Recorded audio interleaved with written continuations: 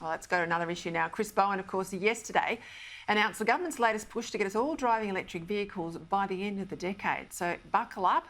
We're getting a new fuel efficiency standard for Australia, which is basically a pollution cap on all new vehicles in the country. Some say that will push us back into the second-hand car market.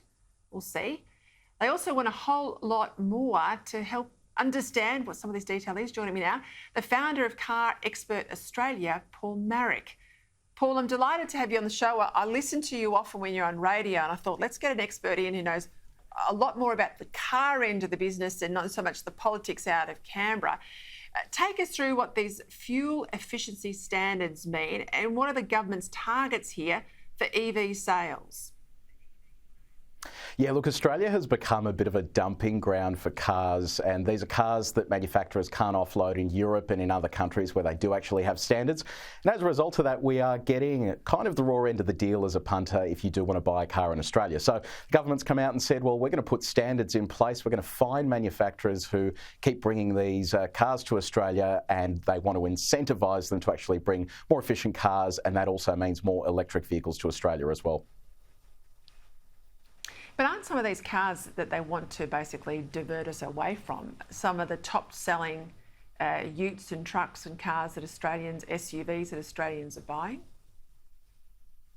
Yeah, so it sounds like a great idea on top, but then when you actually delve into it, it sounds like a bit of a terrible idea, actually. And that is because if you look at the two best-selling cars in Australia, the Toyota Hilux, the Ford Ranger, both of those vehicles aren't available in even a mild hybrid, which is the simplest form of electrification you can get. So if the government comes out and says, OK, well, we're going to fine Ford and Toyota for selling this car in Australia, they're not going to sell it in Australia anymore. And you, as someone who needs to drive a dual cab ute for work, I really don't understand what you're meant to buy. And these manufacturers don't offer electric versions of these vehicles in Australia yet, and there are really none on the horizon at the moment.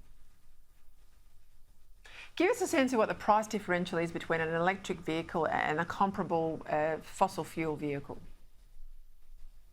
Yeah, look, that's a secondary issue here as well. If we have a look at one of Australia's best-selling electric vehicles, the Tesla Model Y, I bought one of those. It's a great car to drive around in, but the problem is it's a $70,000 car, and that is the cheapest one they sell.